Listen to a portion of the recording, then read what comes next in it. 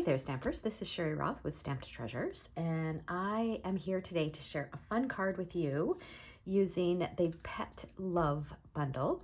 This is a bundle that you can find in Stampin Up's online exclusive section of their website. But I will link all of the supplies that I use in the description below for you.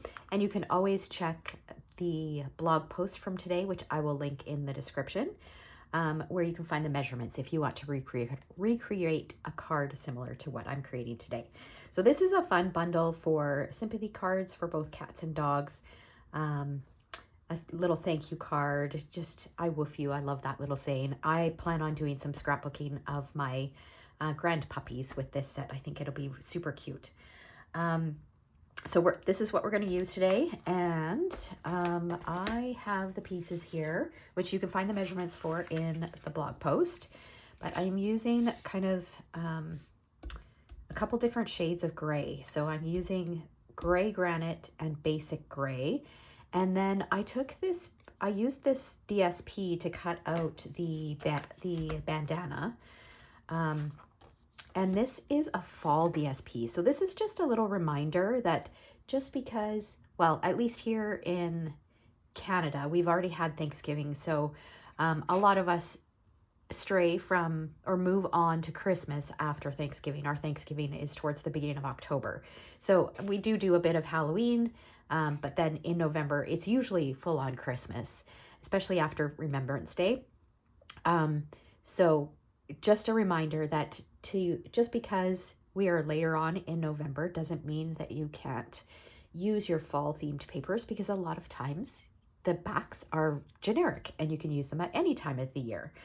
So I've gone ahead and I've cut that. I've also die cut a label shape. So I am using the branching out dies. I love these dies. These are in the September to December 2025 mini catalog. I use the smallest die.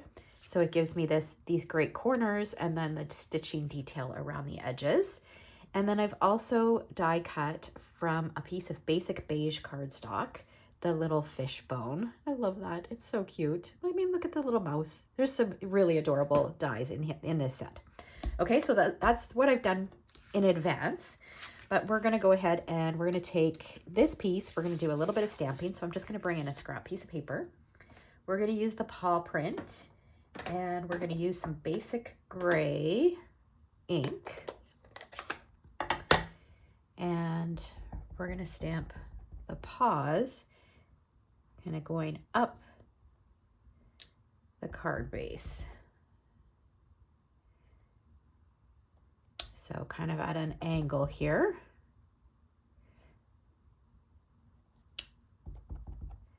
So cute. Love it. So these paw prints can be for both dogs or cats. So my sample, which I'll share with you in a little bit, I did it for a dog, and this one I'm going to make for a cat. Okay, so now we've got that. We're going to set that aside for now. We're going to bring in this label shape, and actually we can move this out of the way for now. I'm going to bring in this label shape. And I'm going to use the greeting that says, "Love comes with 4 paws." So the first thing I'm going to do, I'm going to keep this open because I'm going to use that again in a minute. But I'm bringing in some Poppy Parade ink. And I'm going to mask off the bottom part of the greeting, because I want just the word love to be in red. So I'm going to mask that off, ink up the word love. And then remember to remove this. And I'm going to stamp this up here like that. And then I'm going to clean this. And then I'm going to reverse it and ink up the rest of the words. So I'm going to mask off the word love. And this is a little bit trickier because that L is kind of goes down there. Okay, and now I'm inking up the comes with 4 paws. And then I'm going to remove this. And I'm just going to kind of line it up. It doesn't have to be perfect because we're only stamping the bottom bit. And there we've got the two-tone look. You can also use our Stampin' Up markers if you've got some of those markers. But I find with photopolymer, I do find that doing this works better. I find that our Stampin' Up markers don't work the best on photopolymer stamps. On red rubber stamps, they work great. Okay, so now I'm gonna use some gray granite ink, and I really need to replace this pad. This is in rough shape. Just gonna ink up a blending brush, and I'm gonna bring in this piece first, and we're gonna blend around the edges. So I'm just starting off of the cardstock and then moving on to the cardstock. And it's tone on tone, so it's not gonna be super noticeable, but it does kind of soften the edges just a little bit. And you can go as far in as you'd like. Okay, I'm gonna leave it like that. And then I'm also going to do this white piece. So just around the edges again, it just softens that starkness on the white.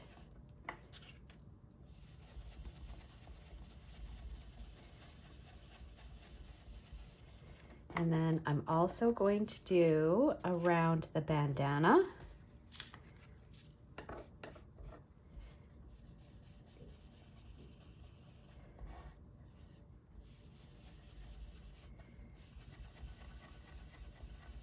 And around the fish. This I'm pretty much going over the entire thing, just so I can get all of those little scales or bones.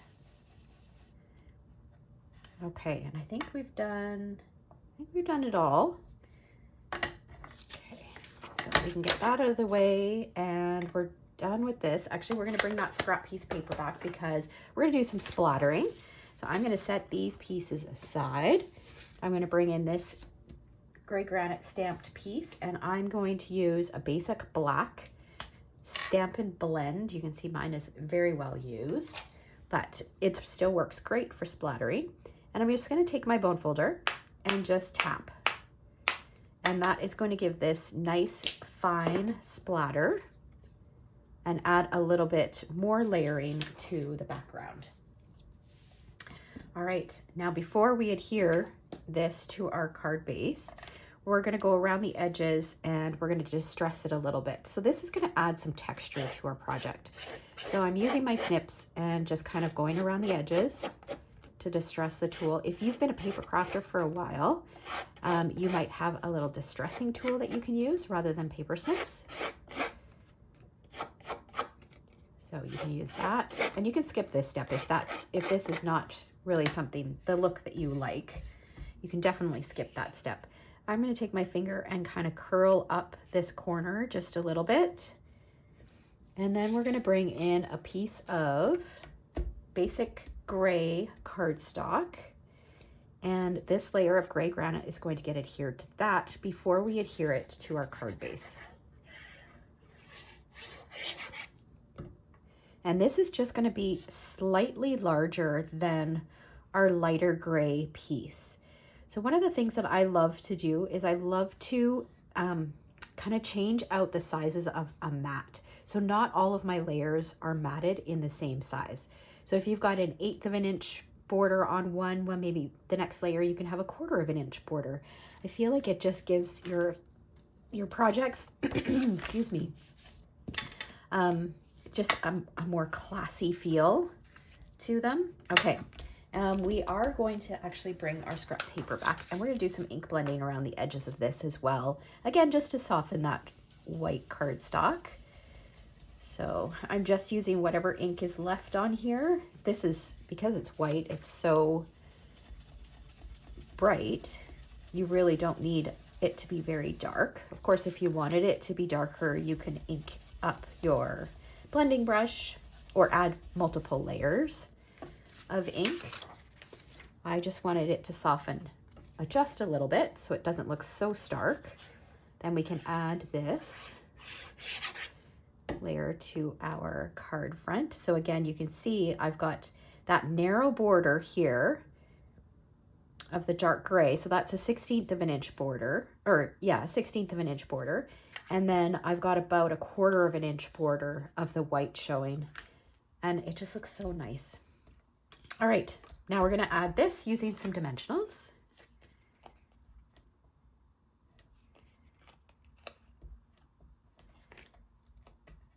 Peel off the backing.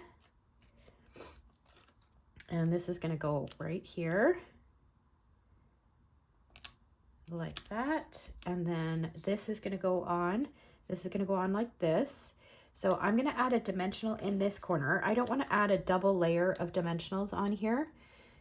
I just want it to be even on this. And then I'll put some flat adhesive here. And we'll pop that right on there like that. And then we're going to take this bone and we'll put it on, let's see. Or not, it's not a bone. Well, it's fish bones. Let's see. It doesn't work quite as well as the dog bone that I used. Oh, we'll put it like that. Okay. I'll just use some multi-purpose glue for this. Put that on like that. And then I'm going to add a little dot of multi-purpose glue here. We'll add a baker's twine bow. If you follow me, if you've been following me for a while, you know that I love my baker's twine bow or linen thread bow, or I love to tear apart ribbon, take the fibers, separate the fibers on some ribbon and add those to my projects. Okay, so now we're going to bring back our basic gray, and we're going to use the greeting that says, no longer by your side, but always in your heart. So we're making a little sympathy card for someone who lost their cat. So we'll stamp that right there. And then while we've got this out, this ink out, we'll take the paw prints and we'll add the paw prints up the side. You could also add some paw prints onto your envelope as well. And there we go. There is a cute little sympathy card. And then here it is, with the only difference is I use the bone on this one. So this one would be for a dog, and then this one would be for a cat. Super cute. So like I said, I will have a full supply list in the description below and a link to the blog post so that you have all the measurements here if that is something that you're interested in. So if you enjoyed this video, give me a thumbs up. And if you are not yet a subscriber, hit that subscribe button so you don't miss out on any future videos. Thanks so much for watching. Take care.